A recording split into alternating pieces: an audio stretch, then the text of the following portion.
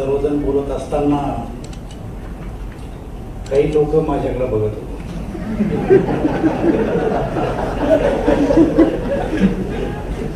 तर मी एवढं सिरियस ऐकत होतो की तुम्हाला सगळ्यांना वाटते की सगळ्यात जास्त मलाच समजतं.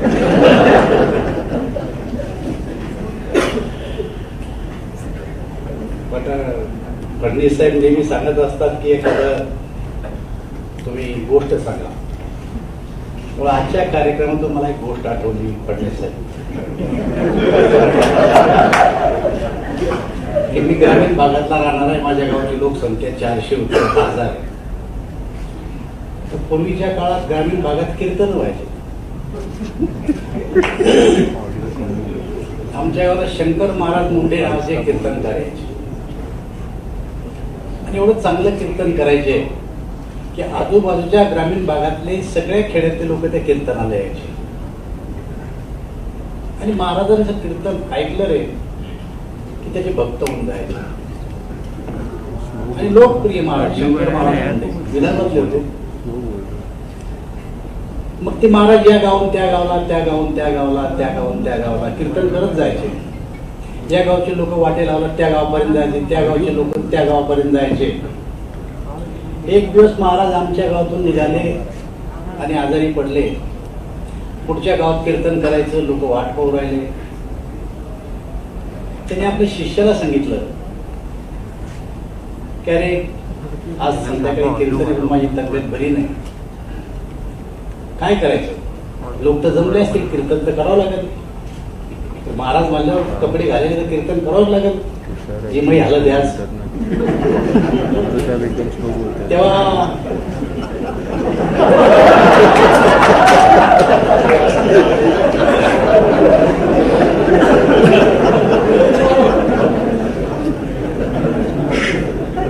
त्या शिष्यानं सांगितलं की महाराज गेले 30 वर्ष मी तुमच्या सोबत आहे. जसं कीर्तन तुम्ही करता जसं तसं कीर्तन मी करू शकतो, पण तुमचा माझ्या भरोसा बसला पाहिजे. अरे म्हणले कमाल आहे, मग इतका चांगला शिष्य जर पटाईत झाला तर मला आनंदच, मी गुरु आहे तुझा. आणि मग म्हणले असं करा, त्या पुढच्या नाल्यामध्ये जाऊ, तुमचे कपडे मला द्या महाराजाचे आणि माझे कपडे शिष्याने तुम्ही घाला. महाराजांनी गोष्ट मान्य केली. महाराजाचे कपडे शिष्याने घातले, शिष्याचे कपडे महाराजांनी घातले. गावाला महाराजांचं स्वागत झालं.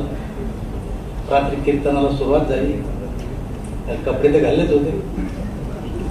एवढं चांगलं कीर्तन केलं की लोकांना समजलंच नाही महाराज कोण आणि शिष्य कोण. पण कीर्तन संपल्याच्या नंतर एक जण तुम्ही कोणतरी उठले ते आता प्रश्न विचारायला असं नाही करू कधी.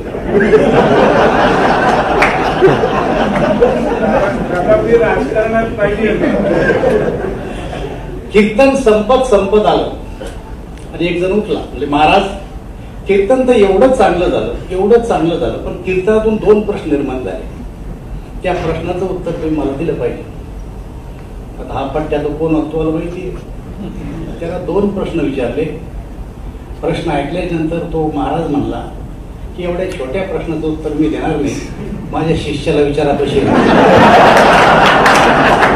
आता तुम्हाला जरी बँकेमधून काही प्रश्न निर्माण झाले असं मला विचारला तरी 2 प्रश्न.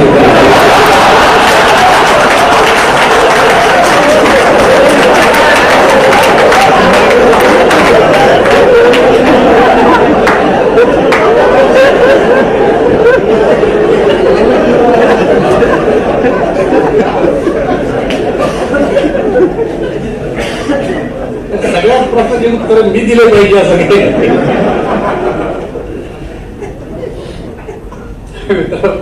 मला साऱ्या अर्ध्या सभेमध्ये जेली असं होत आहे.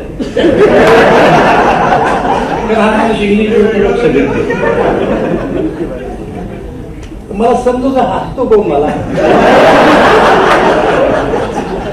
त्याला काही इंग्लिश येत नाही मला हे हसू आवडलं तर करायचं काय. जलील साहेब स्वतःला बचाव करणे एवढं सगळ्यांना येत असतं. नावाड्या नाव हरण होता आणि 2 तुमच्यासारखे हुशार माणसाच्या नावेत बसले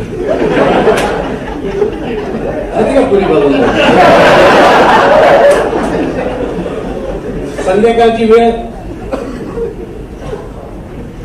नावाड्या म्हणजे काय शिकलेला थोडा असतो, पण अनुभवी असतो. नाव कशी चालवायची त्याला कळते.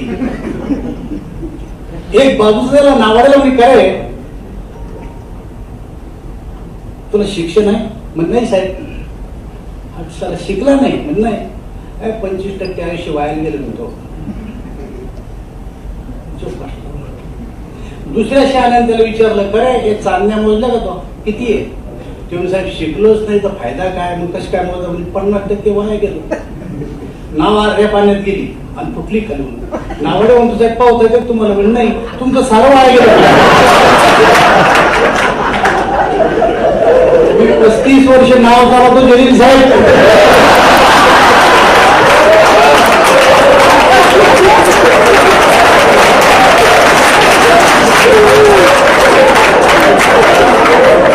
तुम्हाला 3 वर्ष घासावला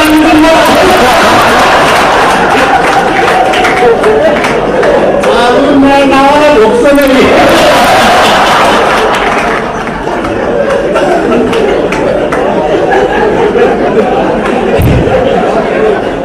तुमच्यासाठी एक किस्सा शिल्लक सांगावा लागला.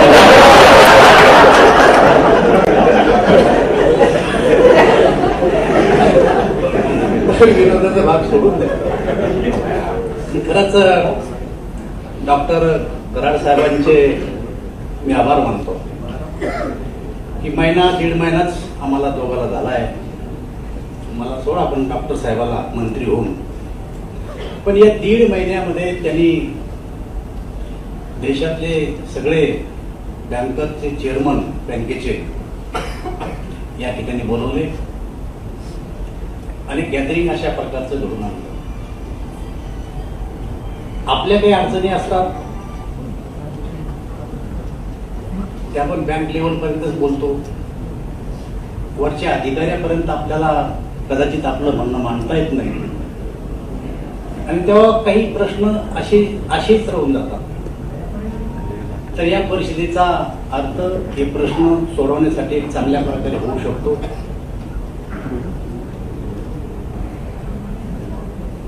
आमचे उद्योगपती ओगले साहेबांनी सांगितलं की संभाजीनगर हे जे शहर आहे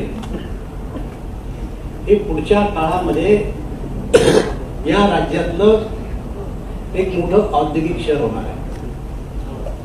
देवेंद्रजी फडणवीस या राज्याचे मुख्यमंत्री असताना ते आपल्या भाषणात नेहमी सांगायचे की गावाशी गावं जोपर्यंत जोडल्या जाणार नाही, दळणवळणाची साधनं उपलब्ध होणार नाही, तोपर्यंत त्या गावाचा विकास होणार नाही.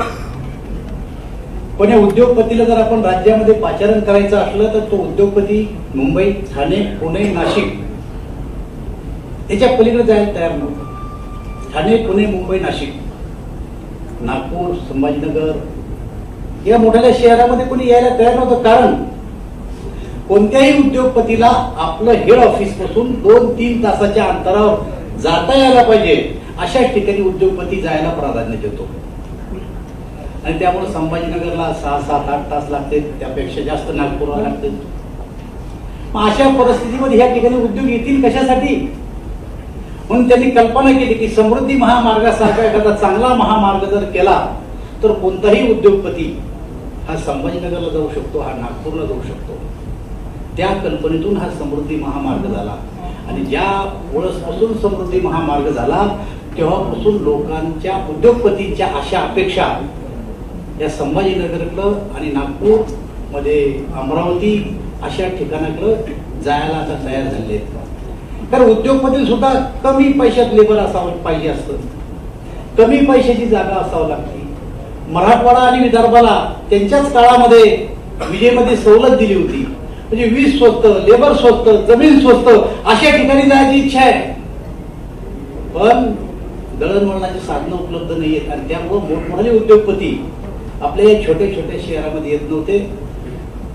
आता मोदीजीचं सरकार आहे, नवीन मोदीजींनी उद्योगासाठी सवलती जाहीर केलेल्या आहेत. कोविडचा काळ असताना सुद्धा उद्योगाला चालना यावं, एमएसएमई असो किंवा अन्य उद्योग असो, नवीन योजना जाहीर केल्या आहे आणि त्याचा फायदा मला असं वाटतं की उद्योगाला झाला आहे. आता मी सगळ्यांचं ऐकत हो. काही मंडळीची इंग्लिश मला कळत होती, काहीची कळत नव्हती. तर आमची इंग्लिशची भेटच 22 वर्षानंतर झाली, 22व्या वर्षी झाली. तेव्हा काही शब्दप्रयोग सोपे होते.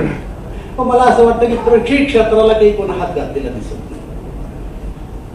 भोगलेनी थोडंसं केलं की इथं आज काही कृषी क्षेत्राची चर्चा करणं काही योग्य नाही असं म्हणले ते थोडंसं विषय नव्हता आजचा कृषी क्षेत्राचा. पण हा देश कृषी प्रधान देश आहे. तुम्ही या क्षेत्राला बाजूला टाकून चालणारच नाही.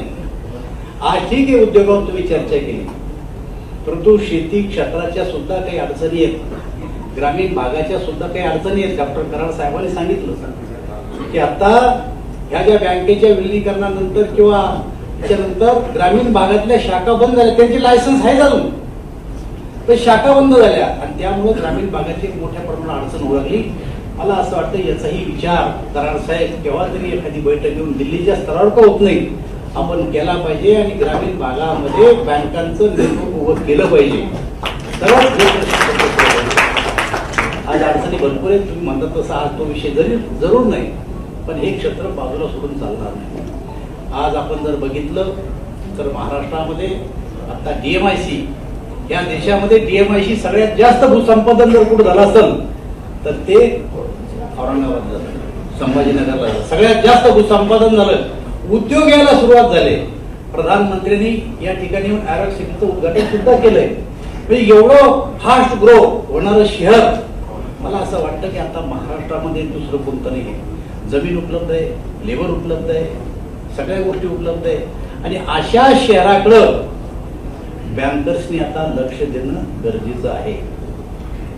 बँकरनी लक्ष देणं गरजेचं आहे. त्याचं कारण असं आहे की एक काळ असा होता की बँका दारोदार डिपॉझिट गोळा करायला फिरत होत्या. आज आम्ही काही बँकात जातो तर बँकेच्या बाहेर बोर्ड लावलेले आहेत, डिपॉझिट स्वीकारल्या जाणार नाही. मी डोंबिवली अर्बन बँकेमध्ये पाहिलं तरी डिपॉझिट स्वीकारल्या जाणार नाही. त्याच बँकेमध्ये मी 5 वर्षापूर्वी अगोदर गेलो होतो कारखान्याचं कर्ज मागायला, तेव्हा डिपॉझिट पाहत फिरत होते आणि नंतर डिपॉझिट स्वीकारल्या. ही परिस्थिती निर्माण झाली बँकांची. काही काही ग्रामीण भागातल्या सहकारी बँका तर एवढं डिपॉझिट झालं की त्या डिपॉझिट पुढे तोट्यात चालल्यात, कारण कोणी घेणारच नाही. आणि जर ते घेतलेलं डिपॉझिट जर त्याचं व्याज भरायचं असेल आणि ते जर वाटल्याने गेलं तर काय करायचं? बँका कर्ज द्यायला तयार आहे, बँकाजवळ पैसा भरपूर आहे, पण बँकेला सुद्धा चांगल्या ग्राहकाची गरज आहे. तर चांगला ग्राहक शोधून सापडत नाही अशा प्रकारची परिस्थिती. आता आम्ही वरती गै बसलेले, तुम्ही पैसे मागता बँकांना, आम्ही तर नुसता फोन केला की रावसाहेब दानवे खासदार बोलतो होते, ते फोन ठेवून देते बँकेवाले, कारण पसंद नहीं.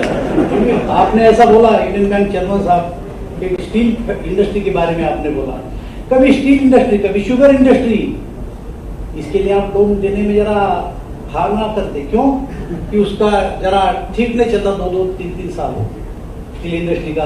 तो कभी जानने का नाम बहुत अच्छा है आपको, जानना अच्छा चल रहा है, मुझे अभिमान जानना अच्छा चल रहा है. लेकिन जैसे स्टील इंडस्ट्री को कभी कभी लोन देते नहीं और फिर 3 साल के बाद देना शुरू कर देते. चीनी मिल को लोन देते नहीं. एक साइकिल है चीनी मिल की, 3 साल अच्छे 3 साल बुरे, 3 साल अच्छे 3 साल बुरे. कभी चीनी को देते, कभी देते नहीं, कभी देते कभी देते नहीं. वैसे स्टील को करते, लेकिन एमएलए एमपी को कभी देते नहीं. पॉलिटिकल लोगों को लोन देने में बैंक इंटरेस्ट नहीं है. अब क्या ये छोड़ना तुम्हारी लाइन में आके बैठना ये भी ठीक नहीं चलेगा हमारा. तर मला असं वाटतं की बँका पैसे द्यायला तयार आहे, पैशाचं रिपेमेंट व्यवस्थित करा. चेअरमन साहेबांना सांगितलं की तुमचा प्रोफाईल नीट ठेवा. अगर तुमचा इन्कम टॅक्स नीट भरता, सगळ्या गोष्टी नीट करता, तर बँका तुम्हाला पैसे द्यायला तयार आहे. आणि त्यातल्या संभाजीनगरमध्ये उद्योग, जालन्यामधले उद्योग एवढे मुडीत निघालेले उद्योग नाहीये. इथं आलेले असलेले उद्योग त्या मनाला पुण्याची गोष्ट तुम्ही विचारू नका. उद्योग चालणं अवघड आहे. भोगले साहेब तुम्ही पुण्यात जाऊन उद्योग टाकू शकत नाही. तिथले लोक म्हणतील त्यांना काम द्यावं लागतं तुम्हाला. इथं तसं नाहीये. इथं एक दगड मारत आम्ही सगळेजण धावून येतो तुमच्यासाठी, इंडस्ट्रीवाल्यासाठी.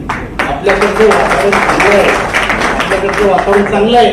ह्या वातावरणाचा जरा जसं आजच्या बैठकीमध्ये यांना बोलून हे केलं, तुम्ही विचार एक वाटले एकमेकाला, दुसऱ्याला विचार दिले, तसं राज्यभर या गोष्टीचा ह्या गोष्टी चर्चा करताना की उद्योगासाठी जर सगळ्यात चांगलं वातावरण जर कुठं असेल तर ते संभाजीनगरला वातावरण चांगलं असेल. हा प्रचार प्रसार जर तुम्ही केला तर तुमच्या काळामध्ये उद्योग येऊ शकतील असं मला स्वतःला वाटतं.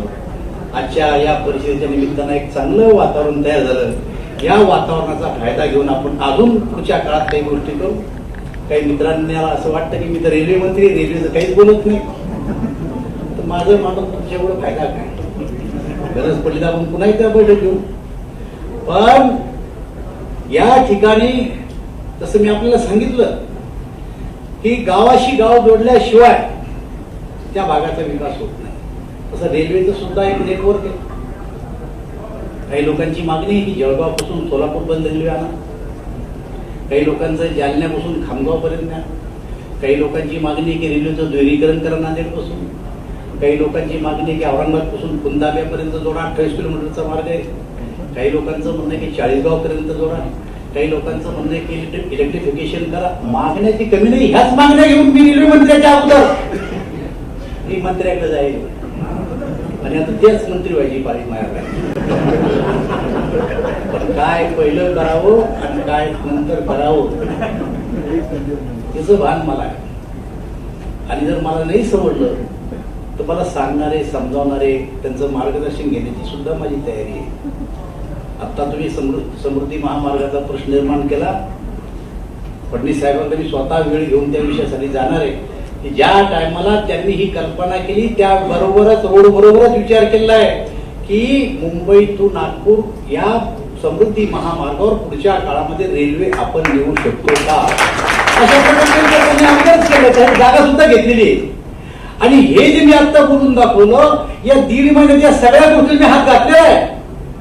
40 गावचं काय चाललंय, संभाजीनगर पुणताब्याचं काय चाललंय, दुहेरीकरणाचं काय चाललंय, इलेक्ट्रिफिकेशनचं काय चाललंय, जालना खामगावचं काय चाललंय, नाशिक पुण्याचं काय चाललंय, पुण्यापासून हैदराबाद पर्यंत जाणार त्याचं काय चाललंय, मराठवाडा हा आपला जोडलेला आहे याला दक्षिण मध्य रेल्वेला, तो सेंट्रल मध्य रेल्वेमध्ये जोडाव, याच्यासाठी आम्ही गैर डेलिगेशन गेलो होतो. काय या सगळ्या गोष्टी चालू आहे. पण रेल्वे खातं असं नाहीये की आज काही बोललं की पाठ टिप्पर आले लगेच डांबराचा डब्बा अवघड खेळ आहे. त्याच्यामुळं आमच्या पत्रकाराला मी नेहमी सांगत असतो की तुम्ही खुश काय की आपला दोस्त रेल्वे मंत्री आहे एवढं सांगत असं भांडलेली आजवू नका तुम्ही सगळे. आपला मित्र रेल्वे मंत्री आहे आणि मी काही चूप बसणार रेल्वे मंत्री नाही. रेल्वेबरोबर कोयला मंत्री बी आहे. या देशात जो कोयला मंत्री त्याला पाठच आरशा समोर बनावं लागतं, काही झालं का काल म्हणून. तेव्हा सगळ्या गोष्टीला हात घालून महाराष्ट्राच्या वाट्याला जास्तीत जास्त काय येईल याचा प्रयत्न मी पुढच्या काळात करणार आहे. मी एक प्रेझेंटेशन तयार केलं की मुंबईपासून नागपूर पर्यंत जर समृद्धी महामार्गाने आपल्याला जर रेल्वे न्यायची असेल तर काय करावं लागणार. त्या 38% जागा आम्हाला या मार्गाच्या व्यतिरिक्त सुद्धा घ्यावं लागणार आहे. पण ती 38% जागा कशी, मी विचारलं त्यांना. किंवा समजा संभाजीनगर आहे तर जो समृद्धी महामार्ग चालला त्या समृद्धी महामार्गाने रेल्वे जाता येत नाही, कुठून तरी मागच्या बाजूला काढावं लागते, ती पुन्हा स्टेशनला आणावं लागते, पुन्हा शेंद्रा जाऊन जोडावं लागते. अशा ज्या मधल्या जागा आहेत अशा 38% जागा आपल्याला घ्यावं लागतात. आणि त्यांनी जे मला दाखवलं 2.25 तासात मुंबईपासून तर संभाजीनगरला ट्रेन येऊ शकते जर प्रकल्प होणार आहे. मला असं वाटतं की याच्यात मी आहे, डॉक्टर साहेब आहे, प्लॅनिंग मी देईल, पैसा डॉक्टरला द्यायचा आहे मला, मी कशाला त्याच्या काय गुंतवून घेऊ. त्यामुळे पुढच्या काळामध्ये डॉक्टर आहे, मी आहे, तुमच्या सगळ्यांच्या अपेक्षा आमच्या दोघांकडून आहे. ही गोष्ट खरी आहे की या अपेक्षा पूर्ण करण्यासाठी जरी कितीही अवघड असल्या तर तुमच्या सगळ्यांच्या आशीर्वादानं या अपेक्षा आम्ही पूर्ण करू एवढंच वचन मी तुम्हाला आजच्या प्रसंगी देतो.